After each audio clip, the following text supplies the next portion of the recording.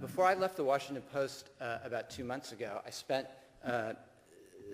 some time working on a project with, yes, Google, that surfaced some interesting concepts. And the exercise itself, as you can imagine, was by itself a clash of civilizations that sort of ranged between the Last of the Mohicans to Monty Python, as newspaper people and Googlers talked about the future of news coverage.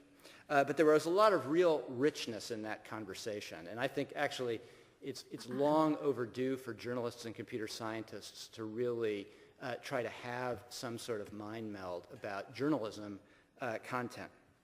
One of the things that we worked on developing was something called a living story.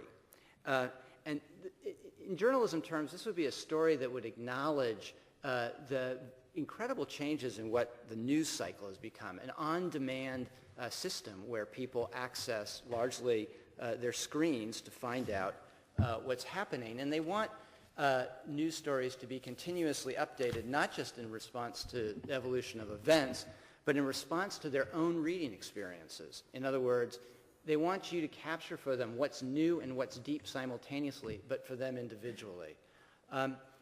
In the case of a breaking story, a living story would provide a continuous stream of information to a newspaper or a magazine's website. But it would also begin the trails of deeper reporting that would grow as a story developed. And so a reader, if you were covering something like the G20 summit or reading about healthcare, as you return to a page, you would see changes that were both in response to what was new, but what was also new to you. And you would be able to remix a page depending on how deep you wanted to go into it. And I think that as I worry about what's getting lost in journalism, it's this access to deeper original reporting that I think is one of the greatest risks. Over time, news pages in this system would evolve into reference pages.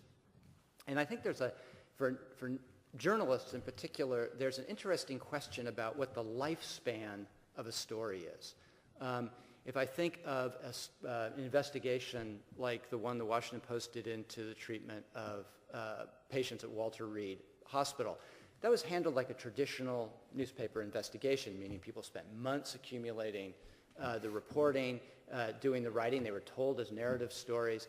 But once the newspaper put it in the public domain, the journalists' contact with that content, their involvement in the story essentially ended, and it sat in a very static way as a story to then be archived. I think there's coming up with models in which those stories live on, and either the people who are involved with them, the journalists involved with them, can continue to advance the research and reporting of a story like that is an opportunity for news organizations.